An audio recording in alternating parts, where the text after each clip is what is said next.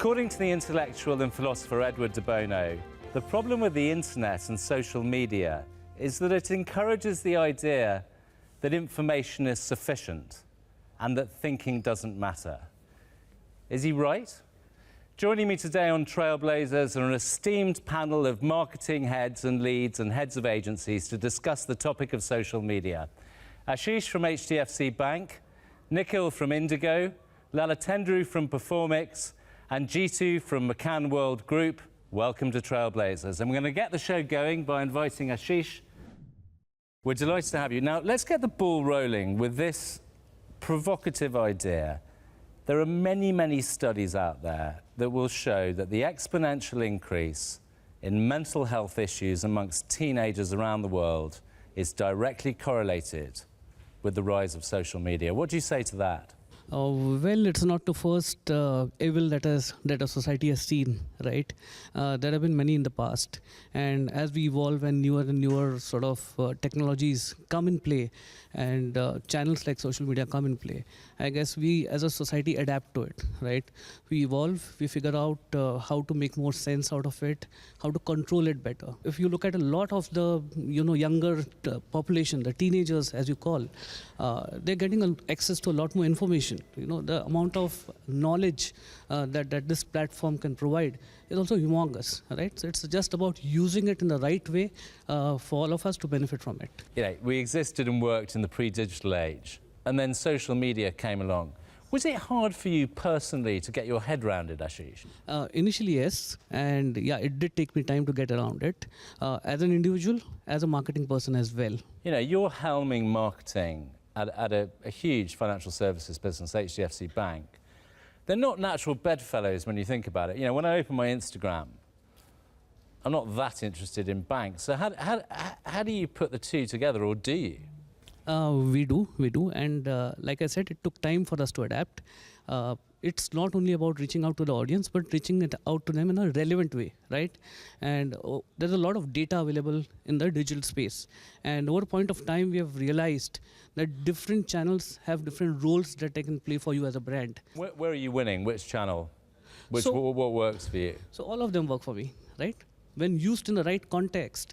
For example, and I was coming to the point that be it YouTube or be it Insta, a lot of informative content works for us. We've identified 4 to 5 pillars that we need to add to our brand as attributes, and then events and moments related to that is where we will be present on social media. Talk about how those pillars and values inform, what other brands you associate with or events. Give us examples of the right things. Is it sport? Is it? Yeah. So yeah, it is. If I say that I am a large Indian brand, which today is the 7th largest in the world, there's a matter of pride, right? And the very heritage and the trust and the reputation that we've created as a brand says that anything which makes an Indian proud about being an Indian is something I will associate with. You've got your auntie, don't you? Your auntie avatar who helps navigate? Yeah. So that's a very interesting story. And so we've created our own very social media influencer by the name Vigilante. And the role that she plays is informs consumers about all the new types of fraud that are coming in, the MO of these frauds as to what will fraudsters typically do with you to sort of hook you and cheat. Okay, but just to push back slightly on this, Vigilante, great name, but Vigilante's not real. Why do I believe someone that's not real? So there are 2 aspects to it. One, it is brought to you by HDFC Bank, which in itself is a trusted and credible name in the industry, in the financial services space. And then the way we have created content over a period of time gives a lot of confidence. No amount of social media helps you unless you actually are a trusted brand. But talk to us a bit, Ashish, about the kind of yin and yang of physical and digital and how you play that game, because I still go into banks. Yeah. There's a funny term which everyone uses very often nowadays called phygital, right? And sounds like an itch or something. Yeah. But nowadays, if you see, for us, I think it's about how digital can play a role in making the physical interactions of the consumers with the bank smoother and easier. And then what we do really here at the branches is we've got all our digital tools available. We've trained our branch folks so that the interactions with the consumers are paperless, smooth, and sort of it becomes easier for both from our staff perspective as well as from a consumer perspective. Does your own personal social media brand matter to you? It does. How many followers have you got on LinkedIn? On LinkedIn, 1,000. Pretty good. You've been a fantastic guest. We've only scratched the surface. Thank you for coming on Thank you Trailblazers. so much. And now we're delighted to be joined on Trailblazers by Nikhil, King Cobra of digital marketing at Indigo. Thank you, Jasper. You've injected a kind of festive note into our show with your Christmassy attire, so it's very timely. But let's start you off in kind of a similar place to where we ended with Ashish, which is the kind of physical and digital. I mean, there ain't nothing more physical than flying on an airline. Which is true. Right? How do you think about digital in that environment? So I think digital for us is sort of a fundamental enabler for everything we do. So we are not looking at digital as separate. I think even flying, every physical aspect, we're trying to sort of either improve our customer experience through digital, empower our employees by giving them assets which they can help to do their job better, or just make everyone's life easy. So we are looking at digital as a foundation for everything we do. Yeah, these days, particularly on certain channels, if you don't entertain, like, no one's interested. But you're in a very functional environment, particularly Indigo, with its on-time promises, it's all that stuff. How do you entertain? No, I think it's very interesting. I think for us, engagement it's not equivalent to entertainment. But I think what we do differently is that we want to sort of tell people how do we deliver on our core promises. So we have 4 core promises. We swear and live by them at all our channels. One is affordability. The second is on-time performance, making customers experience hassle-free and courteous, and our unparalleled network. But how do you make being on time fun on social media? I mean, I hear what you're saying about entertainment versus engagement, but if I get an Instagram post that says you're on time again, I don't, great. So how do we do it is we sort of try to humanize it. So we show you the behind the scenes of how do we make sure that it's on time. So for example, when we talk about our unparalleled network, we just don't showcase montage of cities. We have just started doing something which we call as 60 tours. What we did, we took one cabin crew of a town and we took her to that town and she showcased the town to the entire world. So this way now we have done 25 cities. We'll continue to do more and more cities. We have another series which is called How to Become a Pilot. It's called License to Fly. So we do all of that stuff so that people know what is the backside of it. But why is Indigo any better or worse at it than the Spice Waller or the Tata guys or United or whoever? See, I think we very strongly feel two reasons. I think our brand in itself stands out because of how we have built this brand. So its brand is very much built on a tone of voice, consistency and simplicity. I think that really helps when we distinguish. And also what we have done is we have put really strict rules for ourselves, right? We won't do anything which, because there is a trend, we want to do it.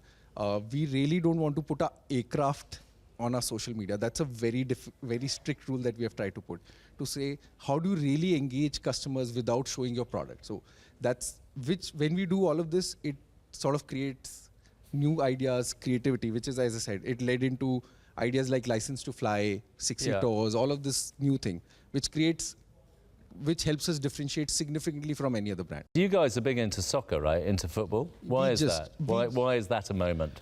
So I think not just a moment. But yeah. So I think we have recently done that. We have sort of tied up with the Indian Football Association. The whole idea was we have seen cricket. I think we as Indigo believe we have grown in the last 17 years. India has grown along with us in the last 17 years. Very strongly believe it's time for soccer in India, and we want to partner with them for the next couple of years to take them there. And this is all part of our India by Indigo strategy, where we want to partner with right players with whom we believe it can help really grow India in future. We're coming into the home straight, Nikhil. These customers, how do you even begin to engage the vast... I mean, we've all flown on Indigo Airlines. The diversity of person you can sit next to is mind-blowing. We very strongly feel that it's not tier 1, tier 2, tier 3 sort of a market. Every market has a cohort of people who can afford air travel, who are in that strata, who want to move forward, who believe they can They want to go out of their town for education, for trade, etc., etc. So we don't want to say this is a metro people, this is a non-metro people. We feel across the India, there is that percentage. We want to talk to them. We want to consistently make them believe that along with us, your aspirational will get. And we want to give wings to them. Okay, and last question. Do you have more LinkedIn followers than Ashish? I think I have 10,000, so at this point of time.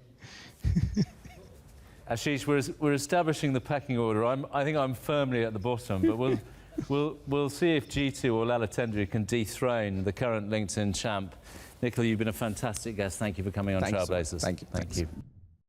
And now we're joined by Latendre, the CEO of Performix. Latendre, welcome to the show. Thanks for having me. How are you doing today? Very good.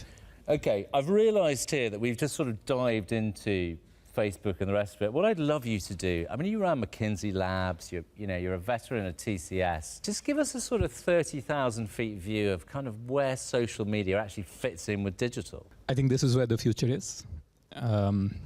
I say that with confidence because this is where the consumers are. And Jasper, if you look, the reason consumers are there is because social media is innovating, maybe much faster than many of the other media channels. Right from the days, I think we are old enough to know the early form of Facebook, MySpace, Orkut, which was essentially networks. We joined there to just share, exchange, and you're part of DoubleClicks, right? I mean, you guys have been around for a while. At the start of this, right? Yeah. Then suddenly short-form video came. Now all marketers would agree with my esteemed panel here, video is the thing right now. Now we are seeing commerce being part of social, and very soon maybe metaverse. Time will tell. What's the kind of idiot, me being the idiot's guide to social media? How do you think about it? First of all, you are not. Yeah, because you're a user, as you told me, of social media, so it is as intuitive as that. I think for brand leaders like yours, the most fundamental thing that brand leaders need to understand is the marketing funnel on social media is inherently different from what you used to have in offline media. Let me give you an example. In mainline media, you used to do awareness campaigns on TV or print. Then you would do some offline events to do engagement, route traffic to your store. You make the sale on a store, right? Physical retail store or branches or wherever it is. That was the kind of norm 20 years back. Cut that to social media right now. Maybe you are swiping up your Instagram feed. You suddenly see a nice influencer-led makeup event going on. And you suddenly started to liking, hey, that works for me. Suddenly you start seeing a click to WhatsApp link just below that product. In WhatsApp, you see your product catalog, you make the payment, done the purchase. What you saw in this is the traditional funnel is getting fused into a shopping event right there. It's all getting linked up. Exactly. Okay. And that's the beauty of social media, and that's how I would say all brands need to see each interaction in social media as a potential transaction opportunity. I mean, if you cast your mind forward a bit to Web 3.0, and you're uniquely qualified to talk about this, what are we going to see happening in Web 3.0, blockchain, NFT, all of this? Web 3 is a set of technologies, right? It is blockchain, it is crypto, it is smart contracts. The application thereof is a NFT or a metaverse or so on and so forth. Metaverse was an ambitious idea. We now have Facebook as Meta and so on and so forth. Time will tell how much metaverse is going to get accepted, but the underlying technologies are real. Blockchain is getting adopted in financial services for international payments. Smart contracts are already there, right, in terms of advanced banking or financial products. And crypto is already there in terms of security. You talked about identity. Crypto is one of the enabler of identity. So Web 3.0 is already here. The further social applications of that, be it metaverse or NFT, some time to go. Talk to us about how you think about social media and data and how you help your clients. No, I think data is the cornerstone to make the sense out of social media. For example, we look at identifying the right audiences, right? Who do you target? That's where you start a data journey.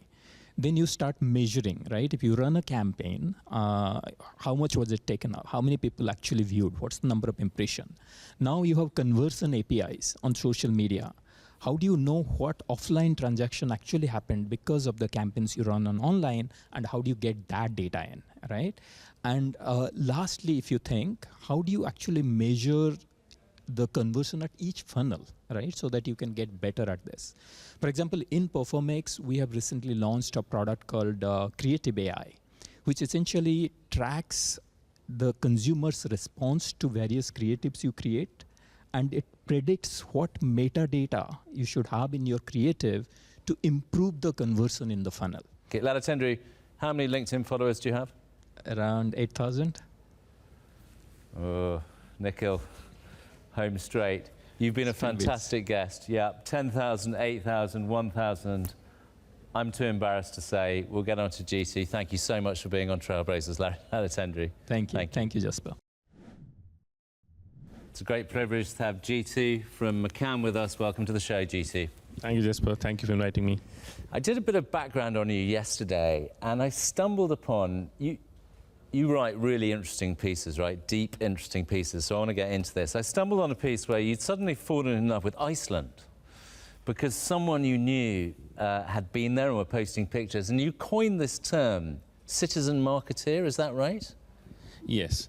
So, you know, and this is again in the context of, I was just scrolling through and suddenly, like social media, you end up seeing. So, and I found that I was discussing with my wife, should we go to Iceland? And the question was, did Iceland ever approach me or market itself to me? Never. I never come across a brochure, you know, or a campaign from Iceland. Who did the job for me? That friend of mine who went there with the family and posted pictures and wrote glowing things about what they experienced there looking at the Northern Lights.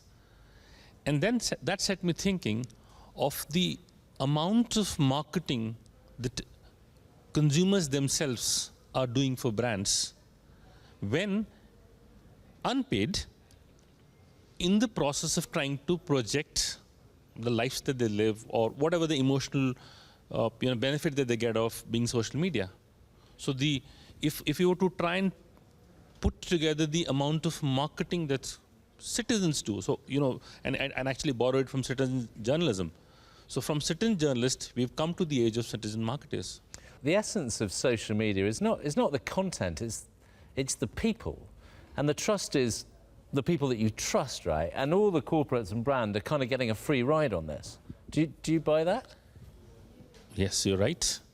The fact is that social media per se is, it's an ether that pervades all around us. And if you go back to that, what's changed this technology? What's changes, media from a particular kind to a particular kind that we consume around? What hasn't changed broadly is what you go back to Maslow's need hierarchy. The need hierarchy remains the same, from a physiological needs to safety needs to then belonging and love to self-esteem to self-actualization. What delivers to those needs has changed.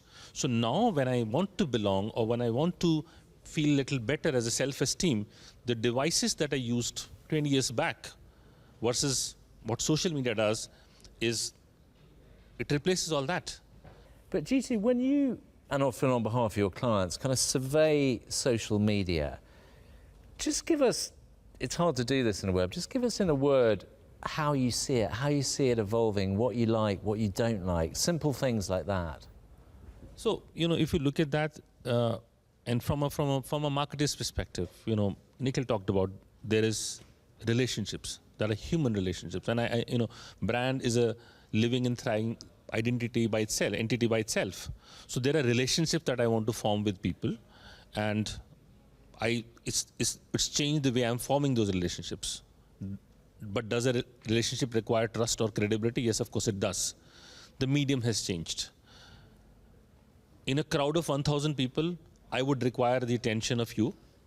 How I get that attention has changed, but the need to get attention remains the same. Now the point is, if attention is the currency that everybody is after, it's not necessary that you get attention for the right reasons always. Yeah, there's a misalignment, isn't there? Because you see these fellows, we talked about this before, you see these fellows have massive followings trying to tell you about stuff they know nothing about, and their only credentials is they've got a big following. Yeah, so the thing is, it's, the stepping stones have changed. I have the largest number of followers first, and then I start to build. So therefore, I might have built credibility cracking jokes. I'm a stand-up comedian.